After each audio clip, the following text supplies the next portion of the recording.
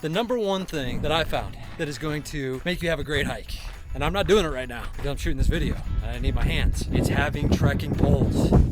I've got mine tied onto the back right there. So whenever I stop shooting, I can take them off and use them. But I'm telling you, the first time I did this hike in the canyon, rim to river, South Kaibab to Bright Angel, just under 17 miles, I did not use poles. I didn't know any better. So I was going down, it was easy. You're going downhill, woohoo, making great time. Not realizing that because it's an upside down mountain, the Grand Canyon, because you go down first and then up, you are killing your knees and your joints. At least that's what I found. So by the time I got to the bottom, I was like, uh-oh. In all the hikes I've done since, I have never left the poles at home.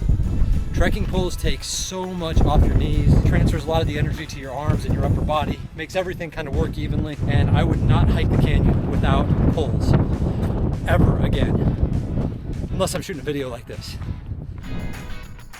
Another hard lesson I learned on South Kaibab is unless you really know what you're doing and you've got a lot of experience on this trail and with this kind of hiking, meaning you're starting at the top first and going down, something I ran into a lot of trouble with was going down too fast. It seems so easy because you're going downhill, you're fresh, you're excited, you're burning adrenaline because you're so excited and happy to be in the canyon. The views are just intoxicating. I'm gonna set a great time for myself because a lot of people do care about time. I'm one of them. People hike for different reasons. So we always like to say, hike your own hike, right? Some people are in it for time. Some people are in it for the experience and taking in all the views and going as slow as they want. Hike your own hike. Nobody's doing it wrong. Do what you want. So where I ran into trouble, if you're not used to going downhill first and experiencing this kind of hiking, you can get going so fast, you don't realize the damage you're doing to your legs and how much that can affect the rest of your hike. By the time I got to the river, that was the time I did it without poles and I was going too fast. My legs were shot and the march out, it was horrific. It was so hard going up Bright Angel. You gotta gain, 4,480 feet from the river back up to the top, to the rim. So you've already done all that damage to your legs by going down too fast, by not using poles. Didn't know any better. From that point forward, careful going too fast and always, always, always use poles. It is so easy to twist your ankle and really ruin your hike if you're not careful. There's big steps the whole way down. You're kind of not walking on a smooth path.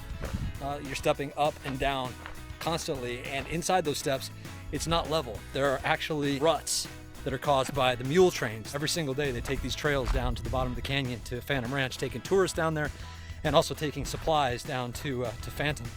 So it creates a more of an uneven environment. It's easy to be looking up and looking around while you're doing this, but if you don't watch your step, you can twist an ankle really easily, and that can change your hike in a hurry.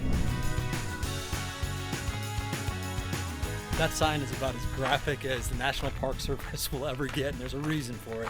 This is a bucket list hike for a lot of people. There's so much preparation that so many people do, but then again, there are also tourists who come. They're here for the day. They don't understand the dangers of the canyon, so they start going downhill. Before they know it, they've gone too far.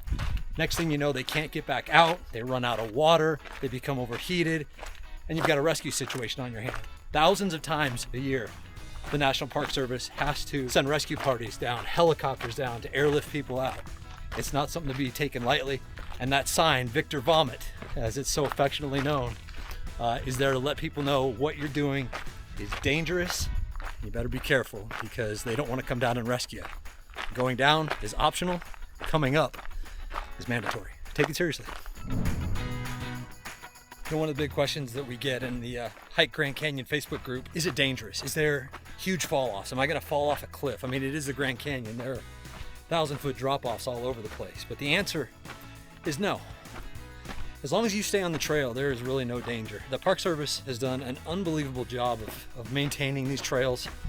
They're wide enough. They're about 4 feet wide to 6 feet wide all the way down. As long as you stay on the trail, you're not going to have any trouble. I have not been fearful of a fall one time in all the times that I've done any of the hikes on the corridor trails. There are steep drop-offs in places that are right next to the trail, but as long as you stay on the trail, you are fine. When it comes to those steep drop-offs, just go to the side of the trail that hugs the canyon wall. You're gonna be fine. There's really nothing to worry about. I know people have so much fear. You have a lot more to be afraid of when it comes to not being prepared and overexerting yourself and things you can control. Running out of water, dehydration, heat exhaustion, the things that you control. Those are the things you have to worry about much more than falling to your death off the side of the Grand Canyon. Stay on the trail, nothing to worry about. South Kaibab Trail, I'm gonna say it again and again, there's nothing else like it anywhere in the world. When they say the Grand Canyon is one of the 7 natural wonders of the world, when you come to the South Kaibab Trail, you'll understand why. There are no words, there are no photos, there are no video clips that do justice to how spectacular this trail is and what the views are like the entire way down. South Kaibab is it, guys. If you're gonna hike one trail in the Grand Canyon, this is the one to do it.